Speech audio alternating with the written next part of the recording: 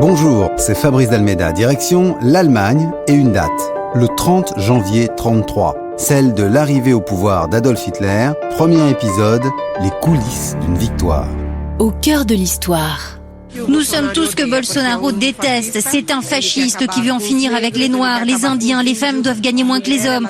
C'est un moment difficile pour le Brésil. J'ai 48 ans et je n'ai jamais vu ça. On se rapproche d'un retour à la dictature. C'est un nouvel Hitler qui est en train d'émerger au Brésil et tout cela n'est pas une plaisanterie. Face à une actualité rythmée par une crise mondiale, par des tensions sociales, l'arrivée au pouvoir dans plusieurs démocraties de leaders dits populistes ou autoritaires a attisé les comparaisons avec les années 30. Qu'en est-il vraiment ? Sommes-nous au seuil de l'arrivée au pouvoir d'un nouveau totalitarisme ? Peut-on relever beaucoup de différences ou de similarités avec ce qui s'est passé dans l'Allemagne nazie, en tous les cas à ses débuts ? C'est ce que nous allons essayer de voir dans cette émission. Il y a 86 ans, jour pour jour, 30 janvier 1933, Adolf Hitler est nommé chancelier d'Allemagne. À l'époque, c'est encore la République de Weimar, mais on ne sait pas que le régime vient de basculer dans une autre dimension, vers un autre monde, fait de xénophobie, d'autoritarisme, d'antisémitisme, de guerre, de ravages, de destruction, de migration, de déplacement de population, bref, l'horreur. Eh bien, on va regarder cette horreur en face, au moment où en partie elle s'ignore, au moment où rien n'est encore écrit, au moment où Adolf Hitler est le leader d'un parti agité, secoué, mais qui lève l'espoir de millions d'Allemands. C'est ce regard qu'il va nous falloir poser et je vous emmène tout de suite au cœur de cette histoire. C'était un lundi froid, l'hiver, à Berlin, le 30 janvier 1933. Midi était passé de quelques minutes et au 73 de la Wilhelmstrasse se trouve le palais présidentiel où réside le président de la République de Weimar, un vieil homme, Paul von Hindenburg, ancien chef d'état-major allemand pendant la Première Guerre mondiale, âgé à ce moment de 86 ans. Le rendez-vous était prévu à 11h et le vieil homme attend avec impatience son invité. Cet invité mystérieux, vous l'avez compris, c'est Adolf Hitler. À 43 ans, Hitler est le chef, ou le Führer comme disent ses partisans, d'un parti appelé le Parti national-socialiste, le NSDAP, souvent abrégé à l'époque déjà en Nazi, comme on abrégeait les socialistes en Sozi. Hitler tient sa victoire. Dans quelques instants, il va entrer dans le bureau du président de la République de Weimar et obtenir formellement sa nomination au poste de chancelier. Sa stratégie, consistant à demander à être nommé au poste de chancelier plutôt qu'à soutenir une majorité, a donc fonctionné. Il se sent en position de force au moment de rencontrer le président Hindenburg. Ce dernier est d'ailleurs irrité d'avoir dû attendre, si bien que quand Hitler arrive, il va prononcer une très brève allocution de bienvenue, dire sa satisfaction de voir la droite nationaliste enfin réunie, et puis, enfin, formellement, dire que Hitler est nommé chancelier d'Allemagne. Dans cette pièce, les deux hommes ne sont pas seuls. Il y a une personnalité fondamentale. C'est celle de Franz von Papen. Von Papen est un nom qui aujourd'hui paraît oublié.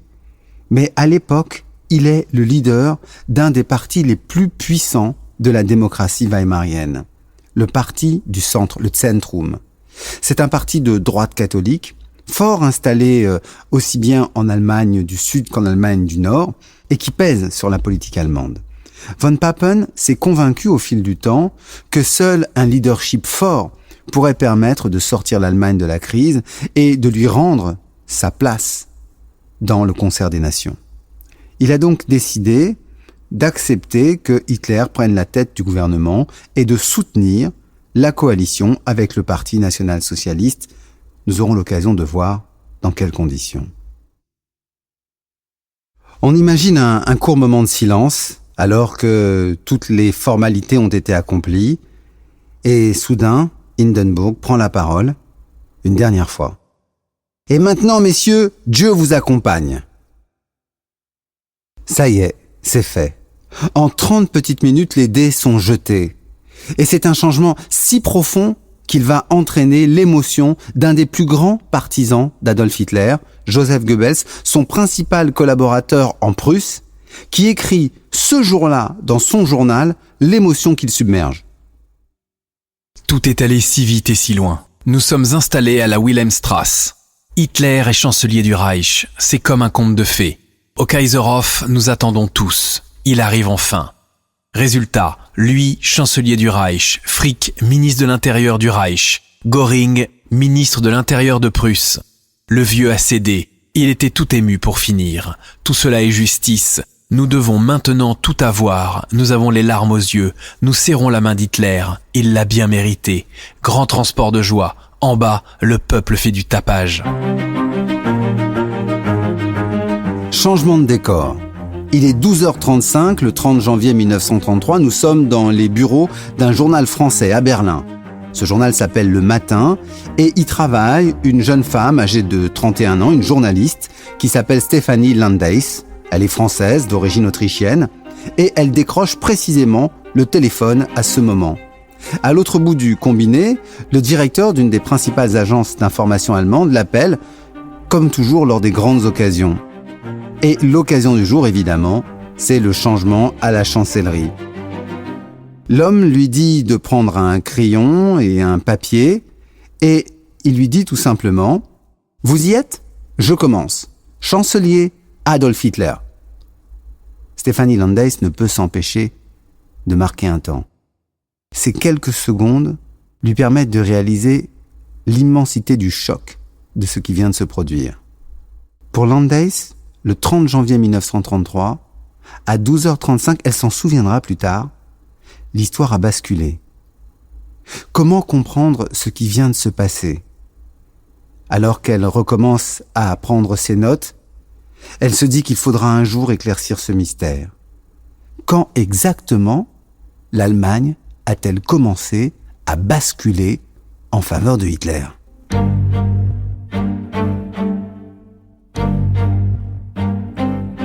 Et si c'était le 6 novembre 1932 ?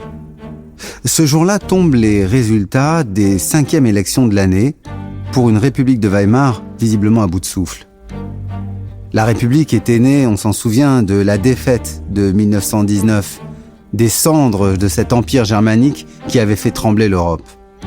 Et puis, progressivement, entre violence politique, crise économique, tension entre le Parti communiste et le Parti national-socialiste, elle avait changé de visage.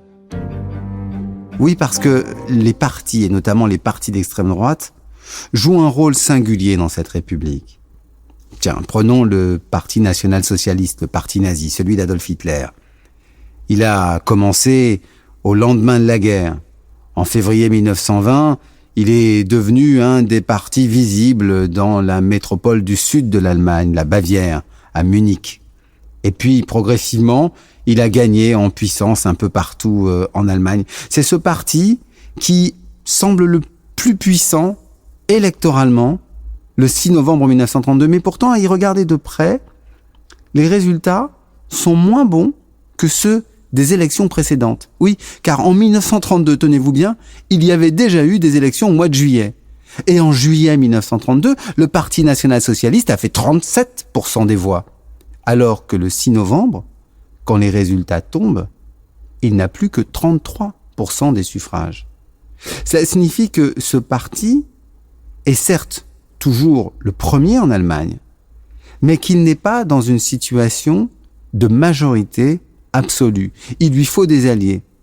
En somme, ce qu'Hitler comprend ce jour-là, c'est qu'il n'accédera pas au pouvoir sans coalition. Il lui faut donc trouver des intermédiaires, discuter avec les autres forces politiques et surtout parvenir à convaincre le président de la République de Weimar, Paul von Hindenburg, qu'il est bien l'homme de la situation. Or, Hindenburg a dit un jour, en voyant le comportement des nationaux-socialistes, que jamais il n'appellerait Hitler à la chancellerie. Vous connaissez le proverbe. Il ne faut jamais dire jamais. L'autre parti qui joue un rôle important dans la République de Weimar, c'est le Parti communiste, le KPD. Les communistes en Allemagne ont une doctrine insurrectionnelle. Ils ont essayé de faire un putsch au lendemain de la Première Guerre mondiale. C'était en janvier 1919, il y avait eu une insurrection spartakiste. Ils ont fait aussi une tentative de créer une république des conseils en Bavière, avec une dimension de solidarité sociale un peu folle, un peu utopiste. Et ils ne sont rentrés dans le rang de la République qu'à reculons, en gardant toujours l'idée qu'il y avait une sorte d'illégitimité de ce régime. Les communistes sont le repoussoir sur lequel fleurissent les nazis. Leur présence est si forte qu'elle inquiète les classes dirigeantes, si bien qu'un certain nombre d'hommes d'affaires et de dirigeants du pays pensent qu'il faut trouver une solution solide de manière à ce que le régime ne soit pas emporté par une révolution bolchevique. Hindenburg a bien compris le caractère instable de la situation. C'est la raison pour laquelle il a choisi de nommer un chancelier qui ne dispose pas de majorité au Parlement, mais qui a sa confiance pour tenir le pays. Il s'agit de Kurt von Schleicher. C'est un ancien militaire. Il a été ministre de la Défense dans les gouvernements précédents. Et donc, avec ce cabinet qui n'a pour seul soutien que la présidence, il doit reconstruire et stabiliser l'Allemagne. Mais évidemment, d'autres travaillent en sous-main pour essayer de composer une majorité alternative. Le 4 janvier 1933, dans la banlieue de Cologne, a lieu une réunion qui s'inscrit dans cette logique. La maison où se tient la rencontre appartient à un banquier et s'appelle Kurt von Schröder. C'est une de ces grandes familles fortunées. La demeure est d'ailleurs assez vaste avec une bibliothèque et un bureau. C'est là que vont se rencontrer pour la première fois, afin de négocier une participation commune au gouvernement, Franz von Papen et Adolf Hitler.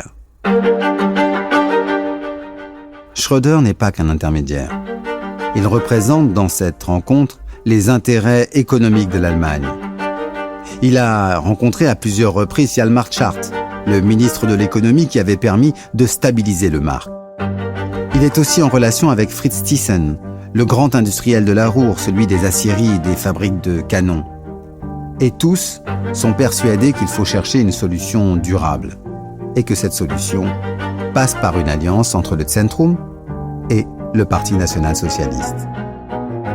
C'est ainsi que la discussion s'engage. Hitler met une condition à sa participation. Il ne fera de coalition que s'il est lui-même nommé chancelier. Von Papen trouve cela inacceptable. L'équilibre des voix et le caractère pivot de son parti justifieraient pleinement qu'il reprenne, lui, le poste de chancelier qu'il a déjà exercé. À la fin de la discussion, assez tendue entre les deux hommes, un accord a émergé sur l'idée qu'il faut que les deux partis agissent ensemble pour composer une majorité. Mais qui va la diriger ? La question reste en suspens. C'est sur ces entrefaits qu'ont lieu des élections dans un petit land d'habitude jugé sans intérêt. C'est le land de Lippe-Detmold. Et cette fois, le NSDAP remporte une victoire accentuée. C'est d'ailleurs ce que Goebbels comprend tout de suite. Le 16 janvier, il écrit dans son journal. Résultat de la Lippe, nous avons gagné 20%. Hugenberg a perdu de presque la moitié, le KPD a perdu, le SPD a gagné. Le parti est de nouveau à l'offensive. Cela en valait donc bien la peine. Mais surtout, continuer ainsi et en finir avec les défaitistes. Je suis tout heureux. Tout de suite, un article. La Lippe comme signal. Tout à fait pour rester obstiné. On comprend la satisfaction de Joseph Goebbels car, de fait, le 18, le 21 janvier, d'autres rencontres ont lieu entre les dirigeants du Zentrum et ceux du Parti national-socialiste. Elles se déroulent dans la villa cossue d'un importateur de champagne, un homme d'affaires, ancien diplomate, Joachim von Ribbentrop. Dans ce contexte, von Papen finit par admettre l'idée que Hitler soit chancelier et que lui-même et son parti apportent le soutien à cette coalition en prenant évidemment des postes ministériels importants. Von Papen serait ainsi le numéro 2 du gouvernement. Et c'est là, dans cette villa de Ribbentrop, que Oskar von Hindenburg, le fils du président Hindenburg, accepte de rencontrer le 22 janvier, vers 22h, Adolf Hitler.